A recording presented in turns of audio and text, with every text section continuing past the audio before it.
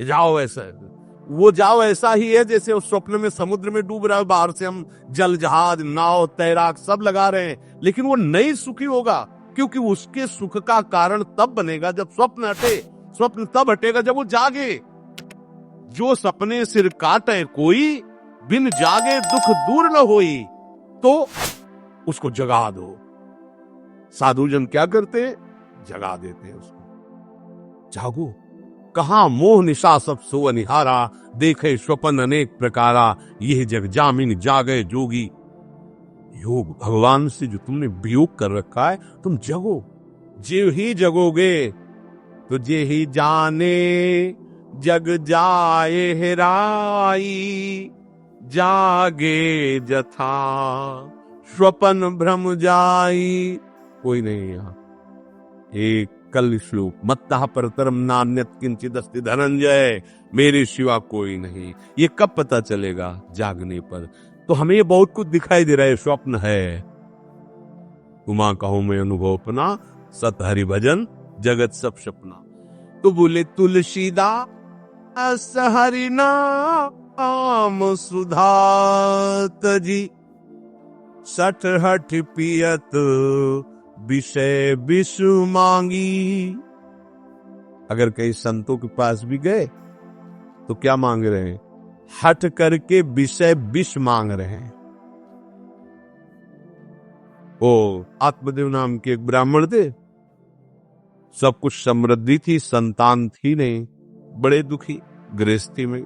हमारा कुल चलाने वाला होना चाहिए, बड़ा भ्रम बैठा हुआ।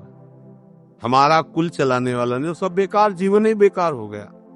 बिना गुरु के यदि शास्त्र पढ़ोगे ना तो भ्रमित हो जाओगे। स्पष्ट लिखा, पुत नाम के नरक की उसको प्राप्ति होती जिसके संतान नहीं होती। अब तो गृहस्थ में बेचारा पड़े परेशान। उन्होंने सोचा इससे अच्छा है आत्महत्या कर लें। बहुत संतों के पास जाकर के यज्ञ करके सब अपनी कामनाओं की पूर्ति चाहते, दान पुण्य दे करके। उसने भी जितना उपाय हुआ किया, नहीं हुई संतान।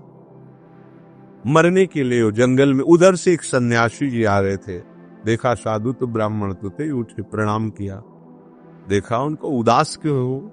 उनका महाराज उदास ही नहीं, मैं तो आत्महत्या करने आया हूं यहाँ जंगल में। अरे ये तो महापाप है, आत्महत्या तो बड़ी दुर्गति का कारण है। बोले महाराज अगर आप बचाना चाहते हो तो आप कृपा करो। क्या क्या चाहते हो? बोले हमारे पास सब कुछ है, बेटा नहीं दोगे तो हमारा जीवन बेकार। तो उन्होंने अंतर्दृष्टि से देखा और कहा 7 जन्म तक तेरे पुत्र नहीं भाग्य में तेरे लिखा है। तो उसे कहा फिर तो अभी मरते, आत्महत्या करते। हम 7 जन्म की बात, हम 7 दिन नहीं जिएंगे, हमें पुत्र चाहिए। संत का दयालु।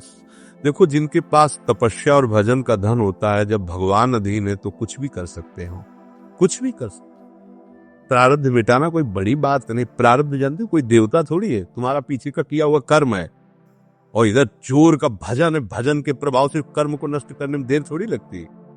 ये तो अच्छे शुभ कर्म करो तो तुम्हारा प्रारब्ध बदल जाएगा। भजन का प्रयोग प्रारब्ध बदलने के लिए थोड़ी है। पर वो ऐसा हट किए तो उनका देखो, हट करने से लाभ नहीं मिलता है। उनका हमें उपदेश नहीं, हमें पुत्र चाहिए। अगर आप भगवत प्रेरित होकर यहाँ आए हो तो आप हमें। तो उन्होंने तपस्या के बल से फल की रचना की। उनका जाओ अपनी पत्नी को ये फल पवा दो और इससे निश्चित पुत्र होगा। बहुत प्रसन्न, अब कामना पूर्ण थी तो देख लो, प्रभाव देखो कामना का। प्रसन्न हुए आए। धुंधुली नाम था उनकी पत्नी, नाम भी बहुत बढ़िया था, धुंधुली। वो कहा कि देखो ये फल खा लो, तुम्हारे संतान हो जाएगी। बहुत मीठी बात बोलती थी, मृदुभाषी, कपट हृदय। अलग अलग क्षेत्र होता है, हृदय कपट और मुख में मीठी बात। बहुत संभल के व्यवहार करना चाहिए ऐसे लोगों से। मधुरिया बानी मीठी, क्या मृदु भाषा। नहीं प्रीतम, आप चिंता मत करो, फल ऐसे थोड़ी खाया जाता है, नहा धो के पवित्र होके फिर। हाँ उनका ये बात, आप अपने काम में लगो, हम पा लेंगे ऐसा। अब आपको विश्वास है ना? बोले विश्वास तो है, इसमें क्या विश्वास, आप भी तो चाहती ना पुत्र हो। बोले हाँ। वो जो ही गए सो अपनी बहन को बुलाया और कहा सुनो, अभी तो हम 4-5 रोटी कढ़ी चावल सब पा लेती हैं, पूड़ी खीर पुआ, गर्भ रहेगा तो पेट तो उसी से भरा रहेगा तो हमारा भोजन रुक जाएगा। हाँ ये तो बात है, जब पेट बढ़ेगा और अगर घर में आग लग गई तो फिर हम भाग नहीं पाएंगे तो हम जल जाएंगी। ये निगेटिव सोच वाले लेते। और पंडित जी तो इसी बात में लगे हैं कि गर्भ रह जाए तो क्या करें, तुम्हारा हम खाएंगे तो है नहीं पक्की बात, पर करे तो क्या करे, पंडित जी को कैसे सब, तो उनका देखो एक बात है, हमारे गर्भ है, हमारे कई लड़के हो चुके हो, गरीबी है ही है हमारे यहाँ, तुम कुछ पैसा दे देना और ये नाटक करना कि मैं गर्भवती हूं, बच्चा समय होने पर हम पहुंचा देंगे, हम घोषित कर देंगे हमारा बच्चा मर गया। तो पंडित जी को तुम नाटक में बताते रहना कि गर्भ है, बच्चा हो जाए, पंडित जी कह देना बच्चा हो गया है, तो बोले दूध पिलाने की समस्या आएगी, तो बोले ये तुम कह देना कि पहला पहला बच्चा है हमारे वक्षा स्थल में दूध नहीं, हमारी बहन का था तो मर गया बच्चा, तो उनको बुला लेती तो बात बन जाएगी, बढ़िया बात हो गई। परीक्षा के लिए फल गाय को खवा दो, गाय को खवाया, ठीक समय पर गोकर्ण जी प्रकट हुए, दिव्य तेजो में बालक, कान केवल वो गाय के, बड़े ही विद्वान और भगवत भक्त संत के द्वारा। कहा था 7 जन्म तुम्हारे भाग्य में, बच्चा नहीं तो नहीं है, देखा गाय के वो गोकर्ण जी प्रकट हुए। उधर उनके जो बच्चा पैदा हुआ वैसे ही नाटक के द्वारा पहुंचा दिया गया, वैसे ही पूरा जैसा पहले पक्का हुआ। अब उसने कहा कि हमारे तो इस तनु में दूध नहीं, हम अपनी बहन को बुला ले, उनका बच्चा मर गया। हाँ हाँ हमारा बच्चा स्वस्थ होना, आप बुला लो, उसको हम धन भी देंगे, वो हमारे बच्चे की सेवा कर।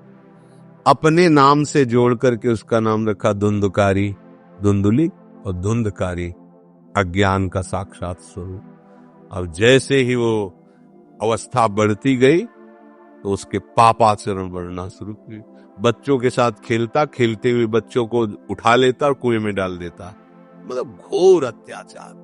गोकर्ण जी हर समय भजन साधन शास्त्र स्वाध्याय, जब और बड़ा हुआ तो माता जी को अपने डंडों से रोज पूजन करता, पिताजी को गाली लात थप्पड़, पिताजी तो रो पड़े।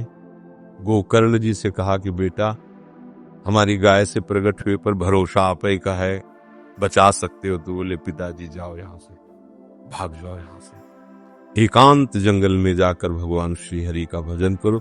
उन्होंने 2 श्लोकों में उपदेश किया। दूसरा श्लोक ये, धर्मम भजस्व सततम त्यजलोक धर्मान, सेवन सदा साधु पुरुषं जहि काम तृष्णाम, अन्यस्य गुण दोष चिंतन मास मुक्त्वा, सेवा कथा रस मोहो नितराम पिबत्वम। हे पिताजी, अब तुम लोक धर्म का त्याग करके भागवत धर्म को स्वीकार करो, एकांत में जाकर साधु महापुरुषों के संग से उनके उपदिष्ट उपदेश के अनुसार आचरण करो, प्रभु की लीला कथा सुनो, ना कोई कामना ना कोई तृष्णा, किसी के गुण दोष का वर्णन मत करना और सदैव भगवत सेवा भावना में रहना, इसी जन्म में तुम्हें भगवत प्राप्त। वो तो उधर गए, इतनी पिटाई की उसने माँ की, माँ कुएं में गिरकर आत्महत्या कर ली।